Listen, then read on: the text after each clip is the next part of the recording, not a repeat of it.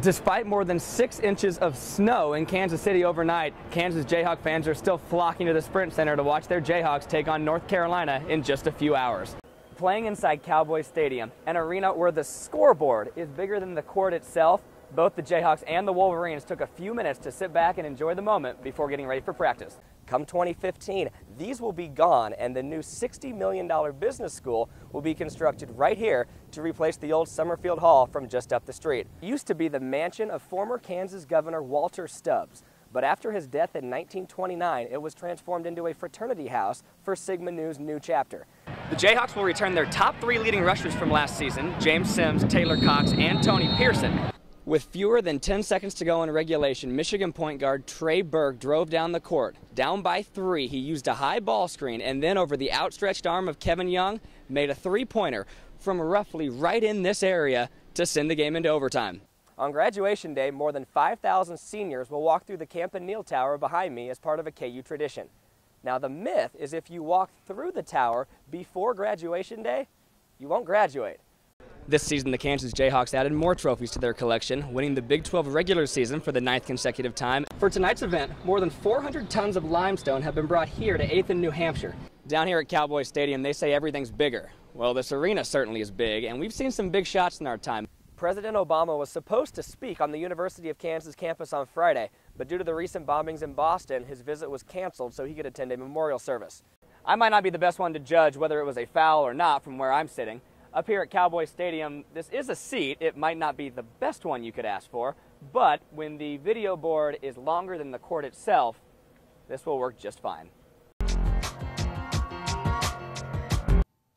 Welcome back. Well, it's now just a 2-team race for first place in the Big 12.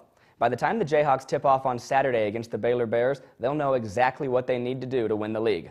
Kansas State plays at Oklahoma State at 12:30, and Kansas doesn't play at Baylor until 5. If the Wildcats lose, a Kansas win would win the Big 12 outright for the Jayhawks.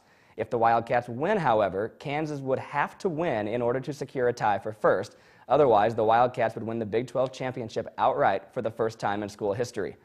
First off, congratulations to Oklahoma State's Marcus Smart for winning not only the Big 12 Freshman of the Year award by knocking off Ben McLemore, but also the Big 12 Player of the Year award. With having scored more than 20 points in 9 of the Cowboys' games this season, including his 25-point performance in Allen Fieldhouse, Smart has definitely earned the honor. Up by 10 with just 2 minutes and 20 seconds remaining, Kansas was closing in on an Elite 8 matchup with the Florida Gators. Then it happened. The Jayhawks offense stalled and Michigan caught up. Kansas still had a 3-point lead with 12 seconds remaining and senior guard Elijah Johnson at the free throw line for a 1-and-1. After making 2 the previous possession, Johnson missed the front end. He had a rough game. He had a really poor decision to start the game, and that got us behind the 8 ball. But we played through it, and then he made a couple of bad plays late. But he also did some good things too. It's going to be one that'll be tough for him to stomach, but he'll look back in time and reflect and realize what type of career and what kind of career all these kids had. Then Trey Burke, who was held scoreless in the first half, made a shot that KU could do nothing about.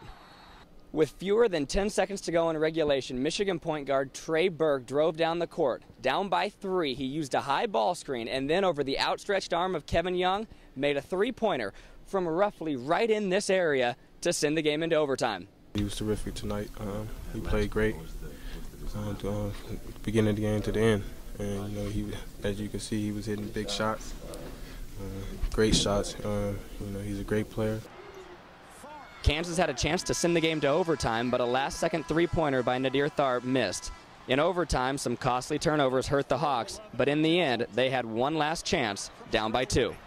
I mean, I could have definitely shot the ball, but something told me that we could probably get a better shot. I felt like everybody had sucked in and was looking at me. One thing was clear, we weren't going to double overtime. Whenever your season comes down to one possession, why tie it, go into another overtime when you can win the game? And we felt pretty confident in that, and just didn't go the way we planned. The Kansas Jayhawks 2013 tournament run ends with a stunning loss against Michigan. Next season, we can expect an entirely new Kansas team.